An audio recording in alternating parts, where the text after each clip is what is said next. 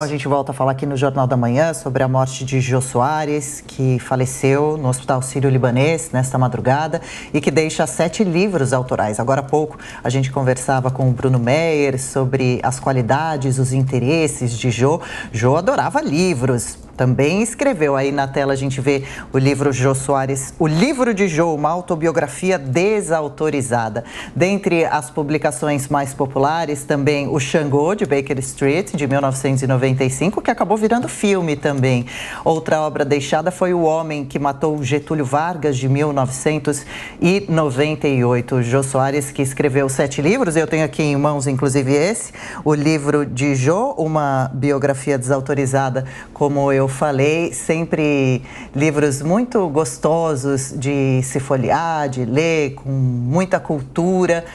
Tá aqui, Tiago, depois eu tô querendo levar esse aqui para casa para dar uma nova folhada. Olha que livro grandão, hein? São mais de 400 páginas, dentre os outros que Jô escreveu, né? E que sempre fez muito sucesso, sempre vendeu bastante também os livros do Jô. Essa é a autobiografia, a capa vermelha. Ele tem já também o segundo volume, que é uma capa azul.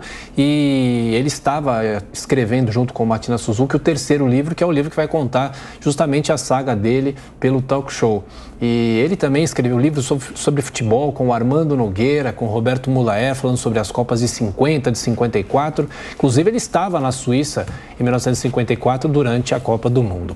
Jô Soares concedeu uma entrevista em dezembro de 2017 ao programa Morning Show aqui da Jovem Pan. Dentre muitos assuntos, o humorista falou, por exemplo, sobre como sofreu com a morte da mãe. Eu me lembro uma coisa que me deixou arrasado. Eu não choro em situações de tristeza, eu choro em situações de emoção.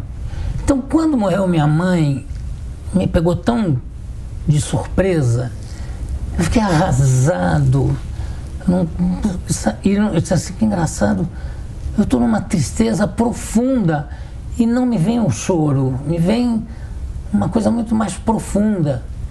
Papai entrou e disse assim, poxa, a gente marca um encontro com a mulher da gente e ela não vai porque ela morreu.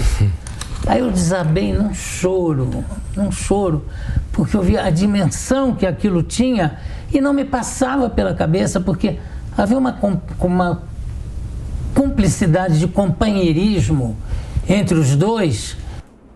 O apresentador ainda contou como fazia questão de valorizar a representatividade com os participantes dos programas dele, dando espaço para todos, independentemente de raça, religião e também classe social. Algumas entrevistas com pessoas importantes, como o Prêmio Nobel de Medicina, como Montagnier, de literatura também, enfim. O programa teve acho eu, que teve a inteligência de misturar democraticamente os entrevistados. Então, na mesma entrevista, eu tinha lá o general Newton Cruz e um cara, um operário. Bom, em relação à ida dele, inclusive estudando fora do país, ele foi para a Suíça aos 12 anos de idade e ficou lá até os 17, Adriana. Verdade, aqui eu estava puxando um trechinho do livro de Jô, essa autobiografia que ele brinca desautorizada, né? Que ele escreveu junto com Martinas Suzuki Jr. Em um trecho ele brinca, sempre muito divertido e engraçado, dizendo: havia no Rio de Janeiro uma rede de lanchonetes chamada Gordon. E depois do sucesso do meu programa, muita gente achava que eu era o dono dessas lanchonetes. Nunca fui. A minha única ligação com elas foi um sanduíche muito gostoso, chamado Submarino, como o próprio nome indica, era enorme, feito numa baguete no formato do navio de guerra. Jô sempre muito divertido e também sempre brincando muito com si mesmo, com o fato de quase sempre ao longo da vida estar acima do peso.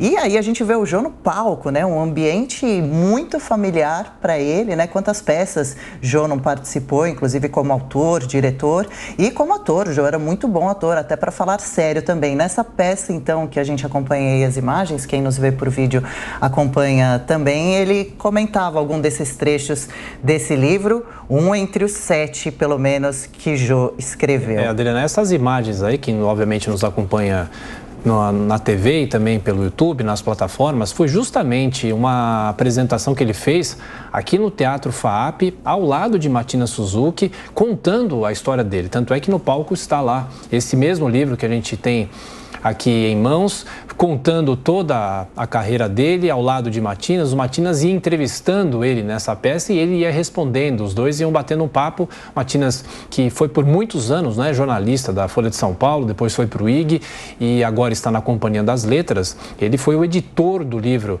do Jô Soares e há uma expectativa de um terceiro volume contando justamente essa última fase de Jô Soares, uma última fase, mas uma fase longa, né, contando a história dele no talk show, depois de deixar os programas de humor, não só na TV Globo, mas também no SBT, porque inicialmente ele foi para o SBT para ter também um programa que a gente vê, com aquela mãozinha do Jô tão conhecida, né? Com o anelzinho tradicional dele no dedo mindinho, sempre com os óculos coloridos, diferentes, às vezes com o brinquinho que ele gostava de usar em uma das orelhas. E o Thiago comentava da passagem de Jô pela Suíça quando criança. Ele chegou aos 12 anos, ficou até os 17 e foi lá que, segundo o Jô mesmo, ele passou a se interessar por teatros e shows e não sabia que ia acabar nos palcos, não. Segundo o Jô, ele disse o seguinte: eu pensei que eu ia seguir carreira diplomática, imagine, mas sempre eu ia ao teatro, sempre assistia shows, ia para Coxia ver como era e já inventava uns números de sátira do cinema americano, fazia dança com sapatinhos que eu calçava nos dedos. O Jô gostava muito de música, de jazz, de sapateado, muito culto, né? A gente falou também sobre o filho de Jô agora há pouco, né? Uma das grandes tristezas da vida dele, porque o rapaz morreu e morreu aos 50 anos, ou seja, sim, viveu bastante, né? O Rafael Soares, que tinha autismo, fruto do relacionamento do Jô com o primeiro dos 3 casamentos dele, Thiago, com a atriz Teresa Austregésilo, né? Teresa Miller, também conhecida. E o Jô teve depois outros 2 casamentos, mas é muito curioso a gente lembrar também que ele namorou a atriz Cláudia Raia por 2 anos, pelo menos. E também a atriz que faz parte da história da TV brasileira, a Silvia Bandeira. Com ela ele foi casado por 3 anos. E nesses 2 livros autobiográficos, né? O Jô conta uma história muito interessante. O filho dele gostava muito de rádio, né? Então o Jô pediu para os músicos do quarteto, do quinteto do Jô Soares, fazerem como se fossem as vinhetas do rádio. Eles gravaram para o filho as vinhetas de uma emissora de rádio, fictícia obviamente, e deram essa gravação para o filho. E o filho no quarto, o filho muito enclausurado sempre, né? Evitava muito sair de casa por causa do autismo.